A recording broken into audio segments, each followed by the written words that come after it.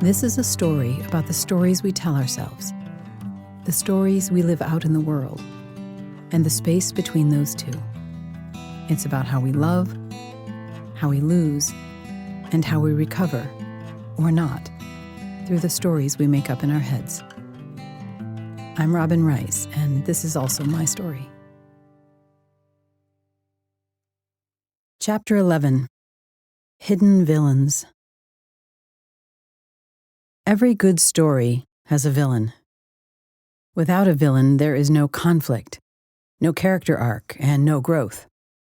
No reason for a happy ending. No contrast to give meaning to the triumph of good, assuming that's how the story goes. Villains come in any number of forms. Sometimes they are seemingly ordinary people standing right in front of us. Say, a roommate who is secretly in love with our boyfriend, and just his type. In this case, the villain could be the roommate, or, at a deeper level, the type.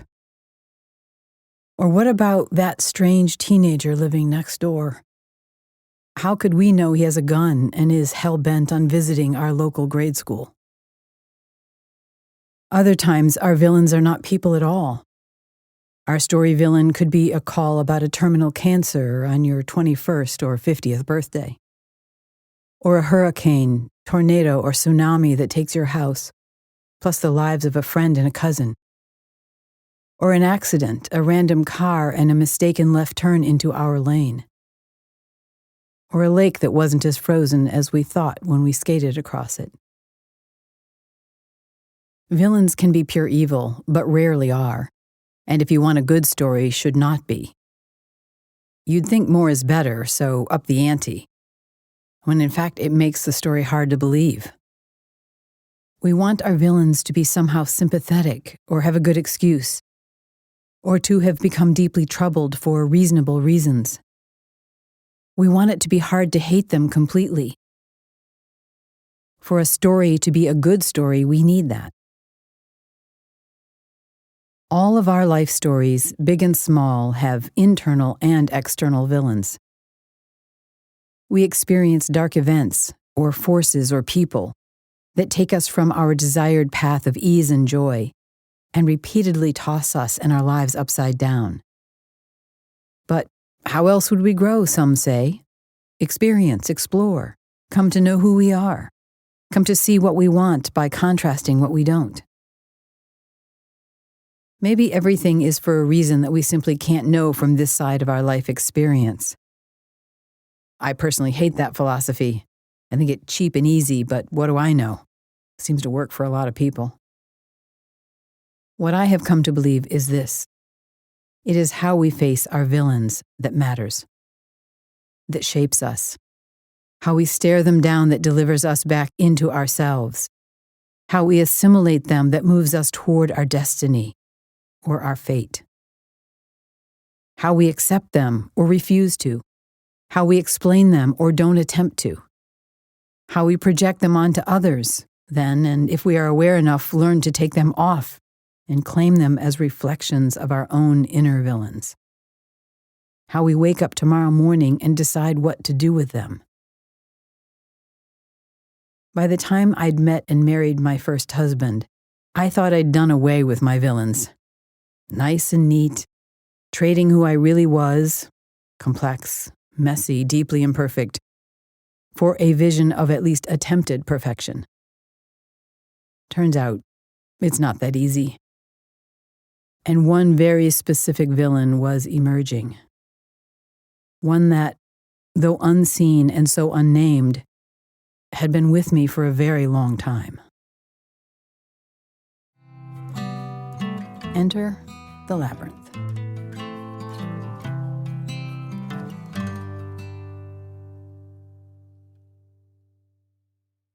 I became a mother at age 26. Seems young now. Then it was every bit as average as I was trying to be. I was intent on being faithful to my marriage, going to church every Sunday. Our little family participated in social events with good Christian friends. Even if I was playing a version of the game of life I had no soulful interest in, I forced myself to participate in earnest. It was depressing, sure, and I was depressed about it, but probably no more so than any other person who would have had to walk in my shoes. I was being a good person, and our collective family efforts were growing along the typical first world white suburban success track. It seemed an accomplishment, especially with the life I'd come from. Goals, ambitions, intentions. I thought I knew where I was supposed to go. But what I knew wasn't the problem. What I didn't know was. I had a silent villain, moving in my background, grabbing me by the feet and holding me upside down, regularly. By the time my first child was 2, and with the monotony of days that was the sum of my life as a young mother staying at home, I began to have a feeling something was off. Very off. Within me.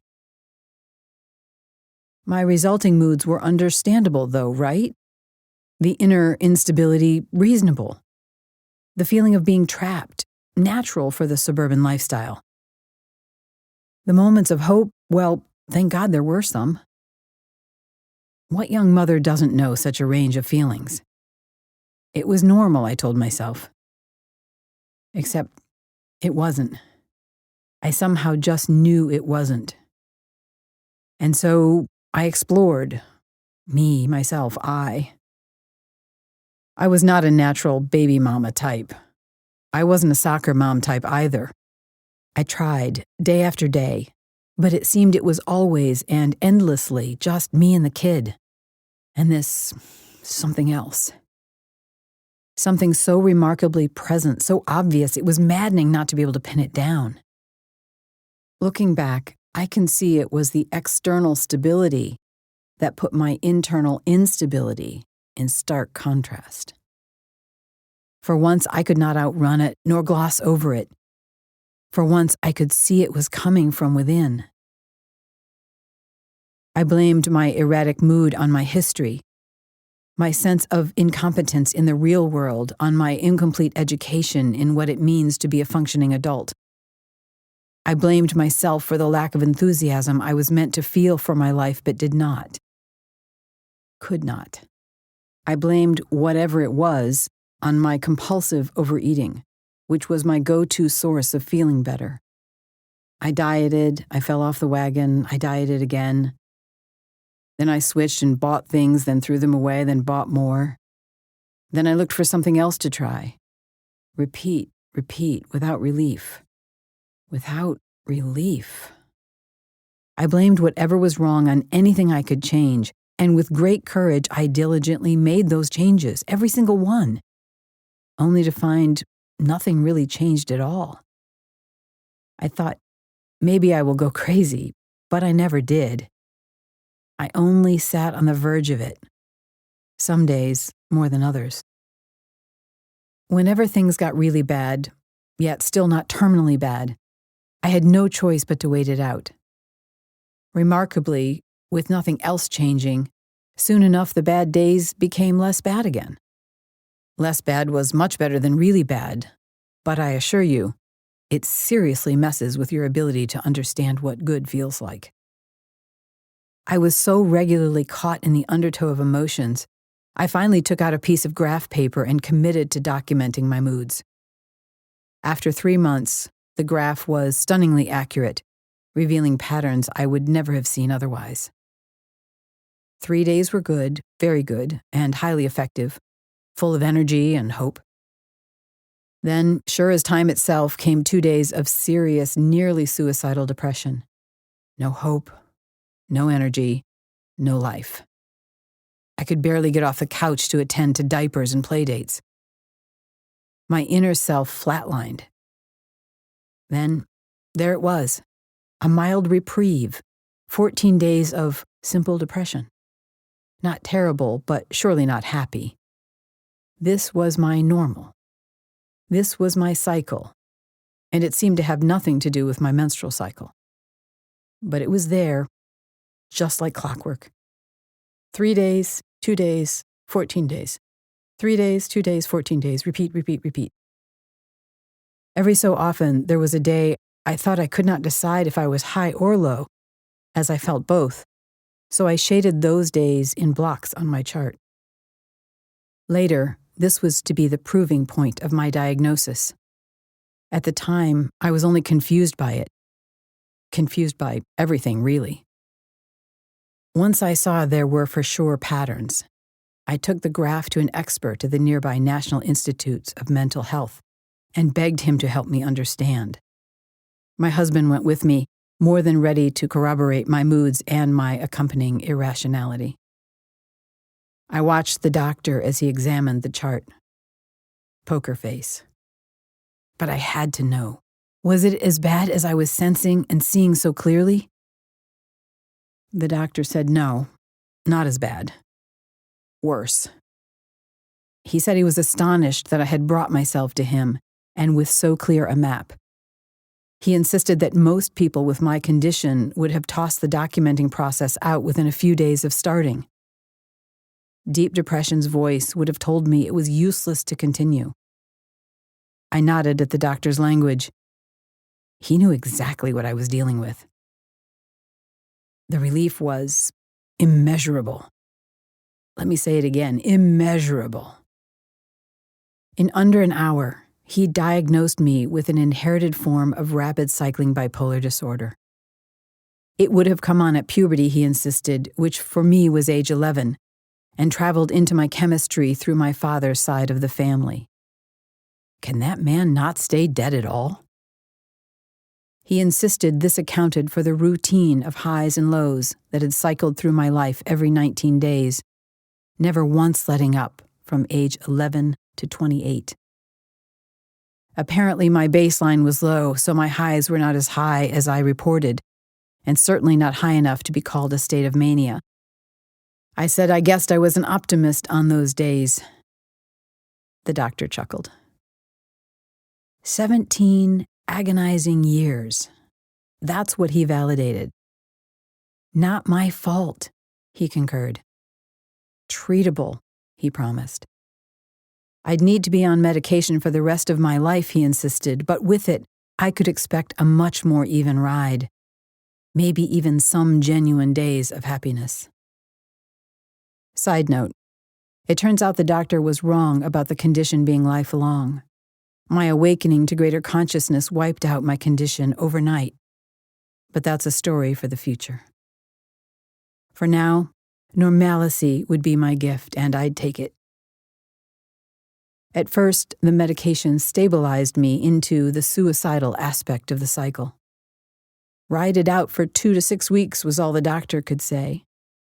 If I live, I thought. I'd never had to ride it more than a few days at a time. Those weeks, I called every friend I had and begged them to just keep talking to me so that I could stay alive. The blood ran through my veins like thick, pulled taffy. I saw no good, no light, no love. I thought my son would be better off without me. Remember that line? I tried to imagine a way forward and could not. My life was dancing on the head of a pill. Then, sometime on week 3, one fine sunny day, I woke up to a miracle. Those tiny little pills had kicked in and handed my black and white world a 64-pack box of crayons. Maybe there were bigger boxes out there, but this contrast was all I needed. This is happiness? I walked around in amazement. Is this what people talk about? What they experience on a daily basis? How they get along in a normal life? Even my good days had not been this good. Hyped up, yes, but not good, not like happiness, not as a baseline, nothing like this. It set off an internal crisis, though. All this happiness came not from hard work or endurance or good character or wise choices, but from a tweak of my chemistry? The right pill? Everything I was so sure of the day before was different a day later because of a fucking chemical point of view? I had to admit that pissed me off as much as it baffled me. Well, then who am I? Who am I? A mere chemical concoction? Is that all any of us are? I mean, from a scientific perspective, I understood that we are all just that, but to realize there was no truth to how I had perceived the world, no reality to my personal choices, if that was true, then there was no real me at all. Also, what might I have made of myself had I discovered these pills from the start of my condition? What kind of life did I have that kept me from discovering this basic awareness for so long? I let such questioning go because there were no answers and because the breakthrough changed the future of everything for me. The medicine didn't fix my life, but it gave me something to work with. Finally, a set of bootstraps to pull myself up with. The formidable one in me was ready and willing to take on the world again. Not in anger, in creativity. I had been trying to write all along, be a writer all along, but now I could start writing in earnest. My piss and vinegar returned, much to the annoyance of my husband and church friends. I started challenging things all over again. Big things, God-sized things. I recall a covenant group my husband and I were a part of. There were 4 couples and our respective children. We were formed as a dedication to support each other in our Christian faith. Yet increasingly I was disinterested, ever angry. My faith felt like a prefab house pretending to be a solid Georgian estate. And so one cool summer evening, as we let the children play, we asked each other the question, if Jesus were to introduce us to God his Father today, what would he say? I listened to each friend as they spoke of how they had failed, what they had not lived up to, and how they would promise to do better. Same litany, different details. When it came to my truth, though, I'd had enough of that. I just couldn't. I spoke my truth. Jesus will say, "Oh, look, it's Robin, you're gonna love her." Not one person laughed with me. Not one friend understood the beauty of what I'd said. My own husband picked a fight after, insisting I was just trying to jerk everyone around. That was the end of my commitment to the group. It was also yet another nail in the nearly sealed coffin of my marriage. So now, let's cut to the chase.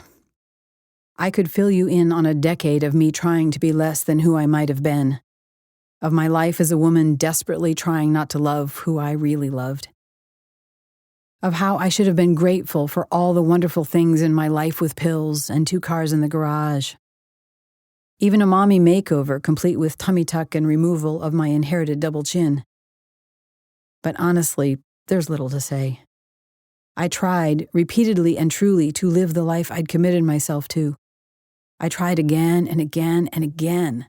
I tried a few more times and then a few more times. I would make it through the one long, boring day feeling accomplished for just that, at least. But the night would come and, in a sleepless state, I would think about how in New York and countless other cities, there was a bright world emerging for lovers. People were talking about the depths of things, hanging profound quotes on walls and meeting at bars to celebrate wins, large and small. A world where imperfections were expected and accepted, not approached with the goal of eradication. And the fact that my life was nothing more than toys and small blow-up swimming pools in the yard, doctor's visits for ear infections, and a husband who made more and more money but less and less sense. It ate at me, knowing how much love was being made, how much music, how much truth was being sought, how many realities were yet expanding, and me with no connection to any of it. I met Andrew once for lunch when I was pregnant with my second child. I could not help but silently cry for the entire 3 hours. Tears just kept falling one after the other. We both ignored it as best we could. As ever, he could not and would not be able to do anything about them. We came to the same impasse we had been to before and knew that we would every time. we were ever aware that neither of us would have what might have been possible had we met at some other time, in some other world. I blamed God utterly and completely, to the point that my body began to involuntarily shake every time I went to church. It was an anxiety that lifted only when I escaped back out the sanctuary doors, which I found every excuse for as quickly as possible, Sunday after Sunday. Eventually, I stopped going to church at all, much to my husband's dismay. This is the life we agreed upon when we married, he argued. I couldn't disagree, but things had changed. He didn't see it that way. Things shouldn't change, he said. I thought that was arguing with the reality of life. He didn't see that way either. It would not and did not surprise me that I had an affair with a friendly neighbor. I can see now it was meant to either save my marriage or blow it up, and I didn't care much which one. When my lover's wife hired a private detective, found us together at a local hotel, and, I'm told, half-heartedly tried to commit suicide. Fuck the extreme drama in my life the moment I color outside any line. My lover and I naturally ended it. But overnight, the entire neighborhood found out. I was supposed to walk in shame, but, in truth, by that time, I didn't really care. My lover was my friend, and that didn't stop even when the affair did. Besides being a loving mother, that affair was the most honest thing I'd done in years, because my lover actually liked me, which was increasingly more than what I could say about my husband. I wasn't going to take it back. I couldn't. Even so, for the sake of my children, my marriage, my neighborhood, I tried to love my husband one more time. I tried not to be my father one more time. I tried again and again. It moved our family forward another 2 years, until I knew, for sure, it was only a matter of time before I would have another affair. I just wasn't strong enough not to. I no longer loved my husband, but I respected him enough not to do that to him again. Oddly, it was my housekeeper who brought me to the final realization. She dared pull me aside to tell me that a divorced mother is better than a dead one, which she knew about firsthand. She was a housekeeper, not a wife, because she'd left. Her ex never let her forget what had become of her, but she knew different. She knew freedom. She asked me to think of my children, of what I would tell them if they were in my shoes. Truth was, I knew what I'd say. I'd say leave, as quickly as you can. And so I finally accepted my life for what it was.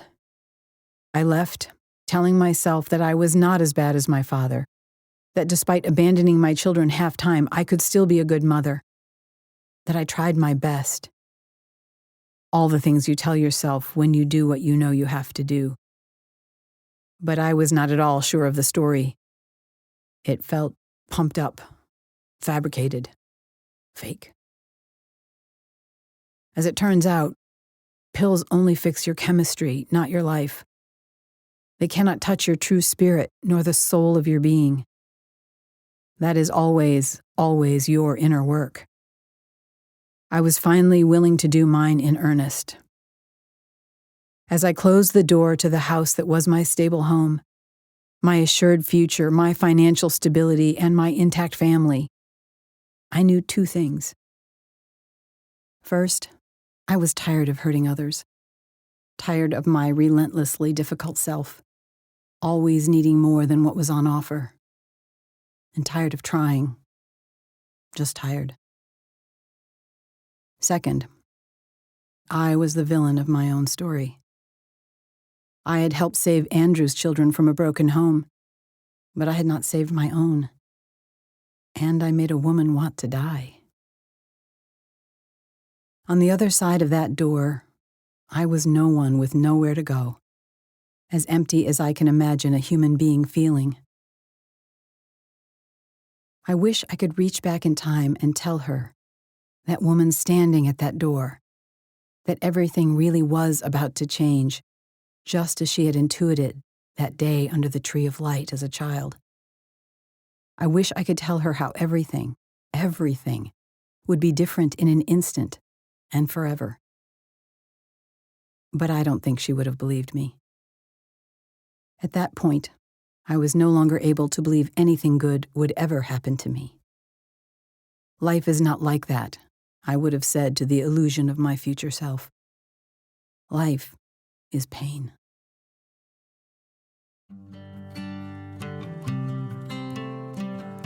Enter your labyrinth at BeWhoYouAre.com.